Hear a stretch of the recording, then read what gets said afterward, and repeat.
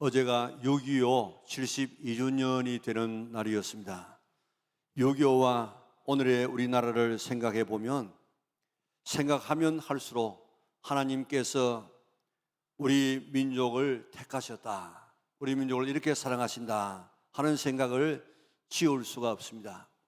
함석헌 선생님이 쓴 뜻으로 본 한국 역사라는 그런 책에 1945년 8월 15일 해방은 하늘의 선물이었다, 그렇게 고백했습니다.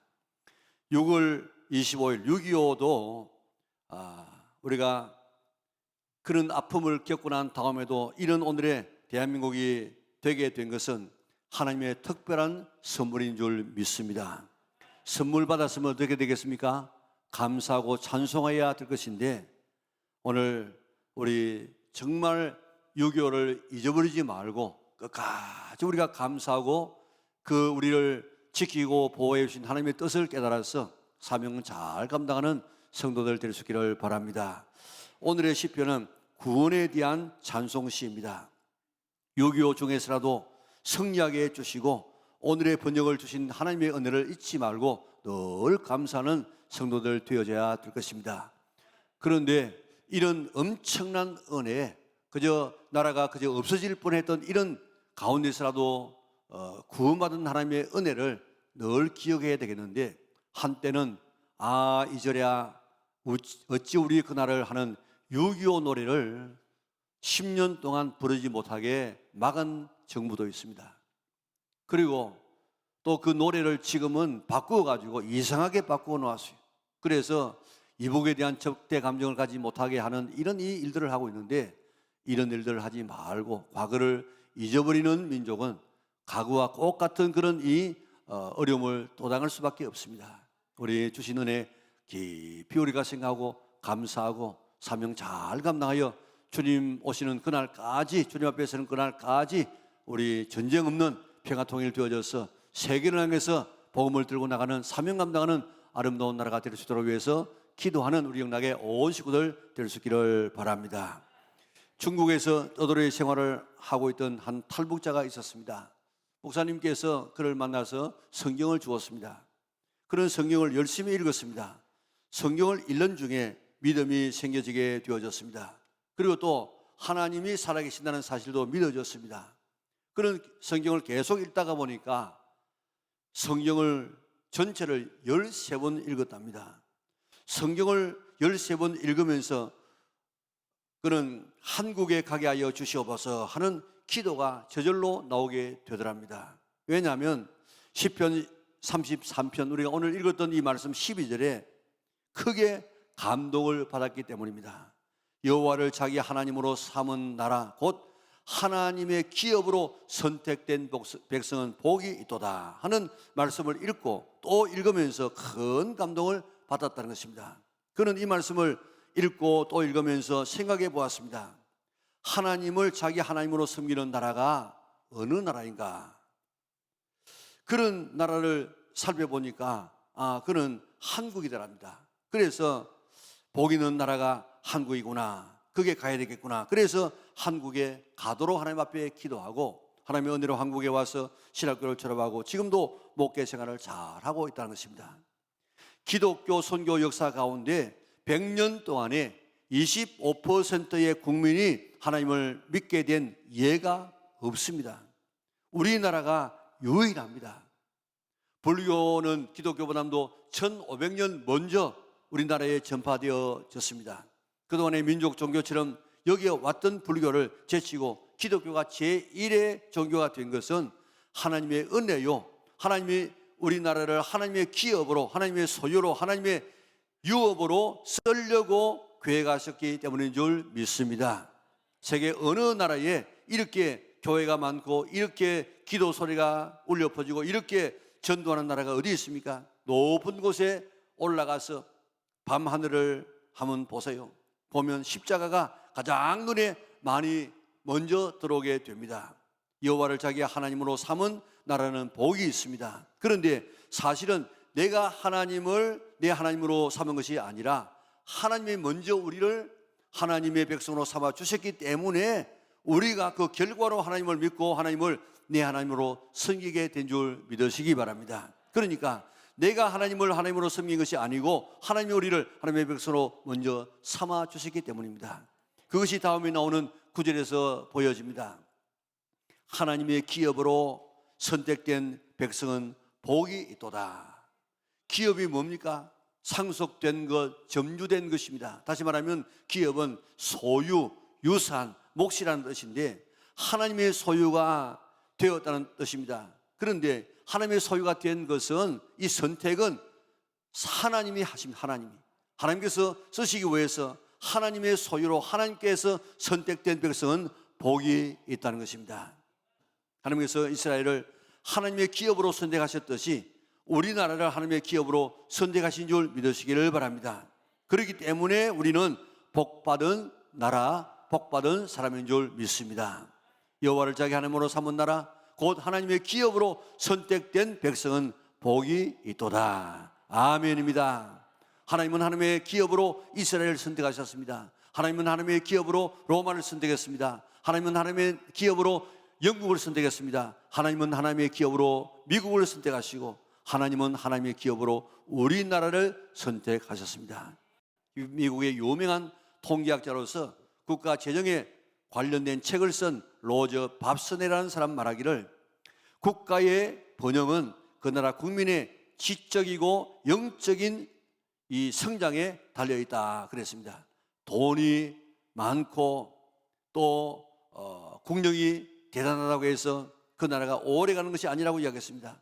바벨론, 페르시아, 그리스, 로마, 스페인들과 같은 이런 나라들은 세계에서 가장 부유했던 나라였지만은 얼마 지나지 않아서 몰락했다. 그들의 부가 자기 자신을 구하기는커녕 멸망을 재촉했다는 사실을 역사는 증명한다고 이야기하고 있습니다. 프랑스의 토크빌은 미국을 방문하고 돌아가면서 글을 썼습니다. 나는 미국의 위대성을 발견하려고 애썼다. 미국의 그 항구, 미국의 비옥한 토지, 미국의 그 광산, 미국의 산업 현장, 번창하고 있는 곳에서는 그 위대함을 찾을 수 없었지만은 미국의 한 교회에 들어가서 목사가 외치는 정의로운 설교를 듣기 전까지는 미국의 위대함을 이해할 수가 없었다. 그러나 이제 말하거니와 미국은 위대하다. 미국은 이런 정의가 외쳐진다면 미국은 영원히 위대할 것이다. 그렇게 말했습니다. 한 나라의 위대함은 경제력이나 군사력에 있지 않다는 것입니다. 이 큰 경제력이나 군사력은 오히려 멸망으로 인도하는 힘이 될 수도 있다는 것입니다. 정말 힘 있는 나라가 되려고 하면 하나님을 자기 하나님으로 삼고 정부와 국민이 하나님의 말씀대로 윤리와 도덕이 살아있는 나라, 하나님을 두려워할 줄 아는 그런 나라가 가장 강한 나라가 된다는 것입니다.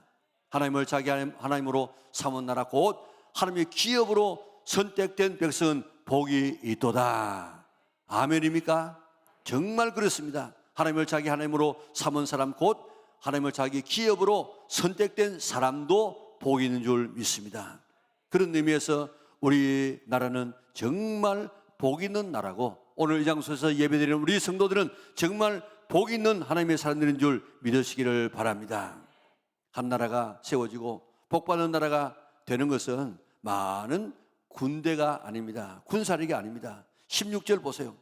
많은 군대로 구원 얻은 왕이 없으며 용사가 힘이 세어도 스스로 구원하지 못하는도다. 아멘.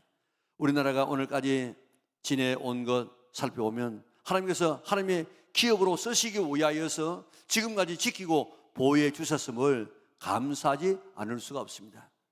주보에도 실어 놓았습니다만은 우리가 지금까지 오면서 수없는 위기, 나라가 그저 없어질 뻔한 이런 위기가 얼마나 많이 있으면 모릅니다. 그런 가운데서라도 지키시고 보호해 주셔서 오늘의 대한민국이 되게 된 것은 하나님께서 선택한 기업이기 때문에 사용하시려고 오늘까지 지키고 보호하신 줄 믿으시기를 바랍니다. 612년에 수나라가 고려를 침공해 들어왔습니다. 300년 만에 중국을 통일한 나라입니다. 대단한 나라입니다. 전투병력이 113만 8천 명을 데리고 왔는데 보급 부대까지 합치면은 300만이 넘는다는 것입니다. 당시 수나라 인구가 4천만 정도였으니까 거의 뭐 10분의 1을 데리고 왔습니다. 300만을 이끌고 왔습니다. 당시 고구려의 인구가 350만 정도였습니다. 그러니까 상대가 안 되는 싸움이었습니다. 그런데 고구려가 승리하게 됩니다. 또 수양제는 5년간 잘 준비해서 300척의 배를 만들어서 30만 명의 이 별동대를 만들었습니다. 바다를 건너서 평양성으로 쳐들어봤습니다. 폭풍우가 몰아쳐서 병사들이 많이 이렇게 지치게 되어지고, 그게 또 고구려 군사도 잘 싸워서 돌아갈 때는 30만 명 중에 2,700명만 살아가고 다 죽게 되었습니다. 이길 수 없는 싸움이었지만은 하느님께서 이기게 해 주었습니다.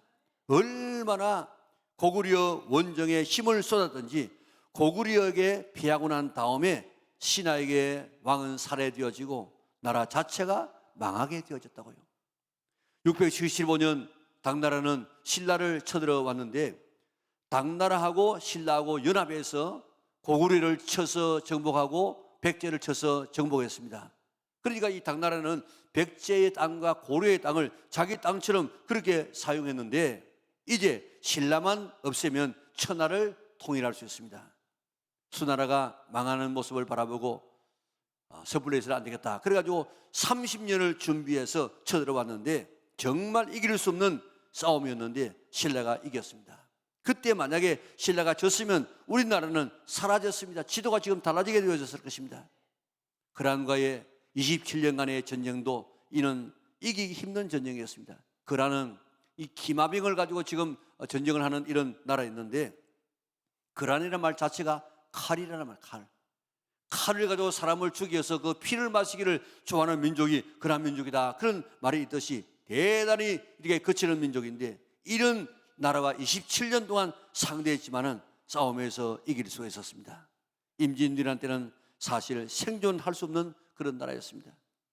20만 명의 일본군이 부산에 상륙합니다. 어느 나라든지 어느 나라에 상륙하게 되어지면 그때 치열한 전투가 벌어지는데 그 막아낼 사람이 없어요. 그래가지고 그저 무혈 입성해가지고 동네까지 올라가서 하루에 3,000명을 죽이고 북진하지 않습니까?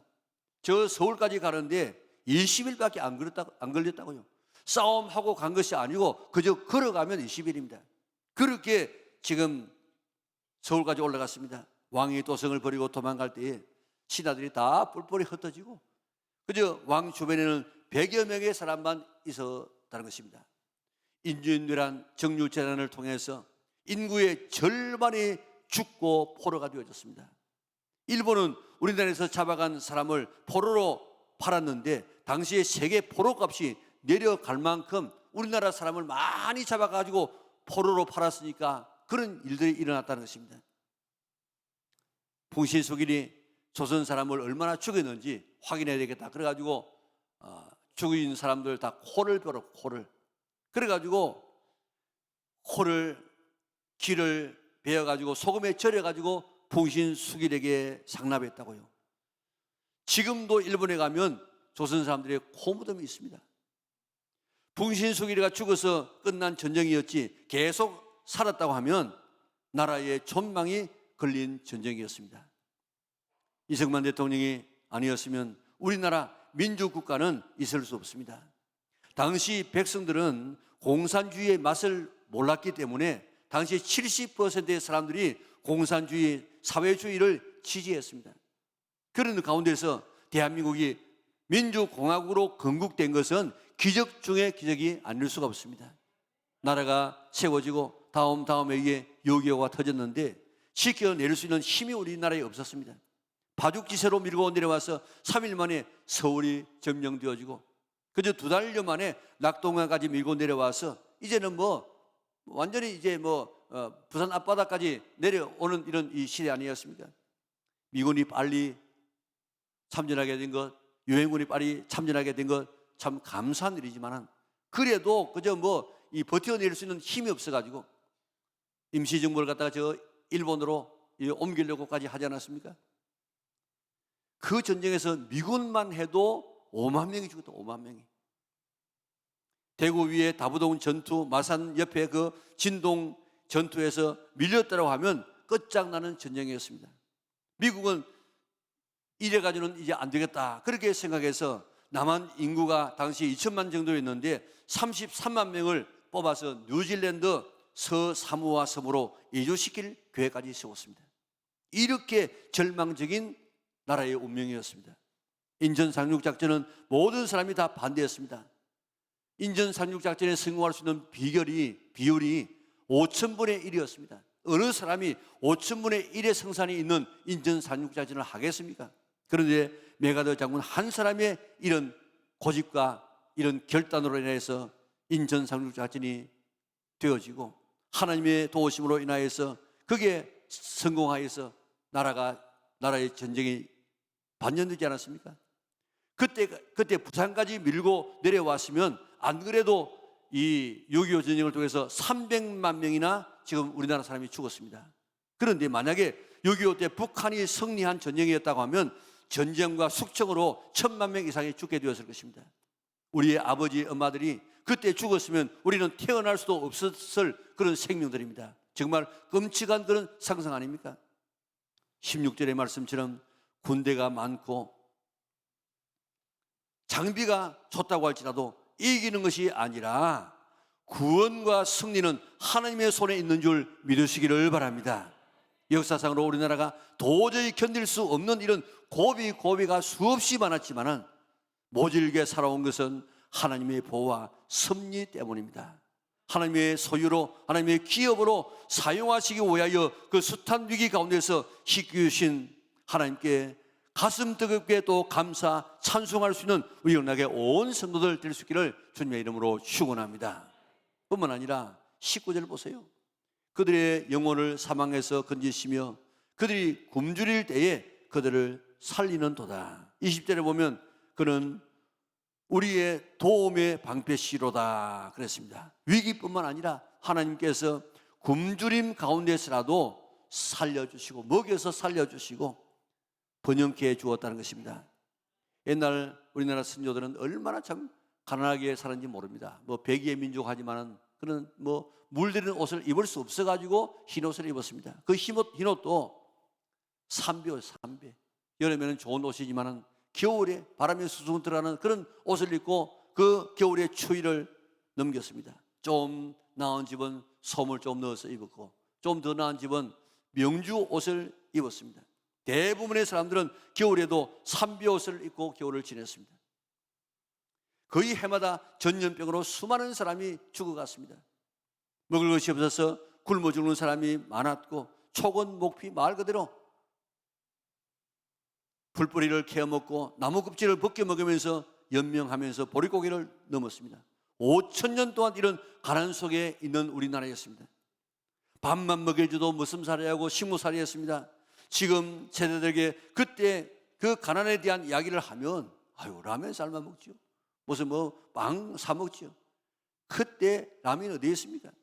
라면 1960년대에 만들어졌습니다. 그때 뭐 빵이라고 하는 건 요즘 빵하고 상상이 안 되는 뭐 빵 비슷한 거 개떡 같은 것이 있었습니다. 오늘 6.25 음식 먹기 체험을 합니다. 여러분들 다 한번 먹어보세요.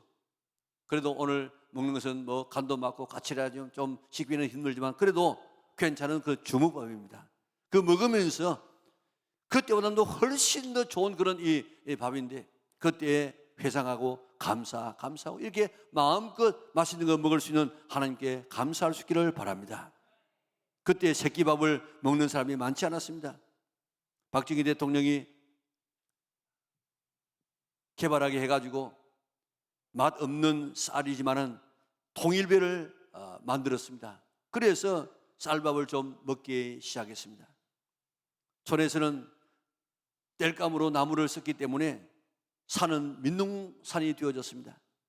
농사 짓고 난 다음에 할 일이 없어서 겨울에는 노름하고 술 마시고 나쁜 짓 하며 살았습니다. 6.25 때는 구호몰자의 옷을 우리의 몸을 맞춰 입었습니다. 꿀꿀이 죽이라고 해서 미군들이 버린 음식을 끓여가지고 먹고 연명을 했습니다. 그들이 보내주었던 우유가루, 그들이 보내주던 깡냉이 죽 아니었으면 굶어 죽은 사람이 부지기수였을 것입니다. 이남으로 피난 왔기 때문에 그래 겨울이라도 얼어 죽지 않았지, 만약에 이북으로 피난 갔다고 하면 다 얼어 죽었을 것이라는 것입니다. 세계인들이 와서 말합니다.